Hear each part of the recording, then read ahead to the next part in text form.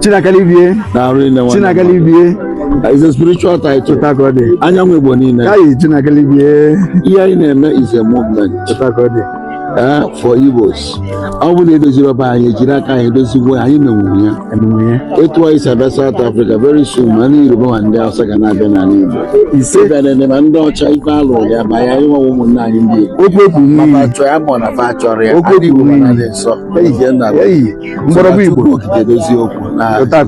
Anyị chọrọ iji ohere a kelee gị na otu isi akwado Unify Igbos Now movement ya na ana m achọ nwanne m ihe awa agba nke abụọ ị na-akpọta anyị South Africa ka anyị bịa unite ụmụ Igbo ka anyị bịa kpakọ ụmụ Igbo ọnụ ka anyị bịa mee ka nwanne onye Igbo ọbụla ma ndị n'ụzọ ije mara na akụrụ ụlọ and imere ya ka ọ dị mfe ụmụ Igbo ị na-enweta ala na-enweta ihe akpọrọ real estate nke dị mma nke ewu onye ego ọ galara ụra ego ya na-agara ya ozi anyị na-ekele gị Chinakalibie Anyanwụ Igbo niile. Anyanwụ Igbo niile. Daddy.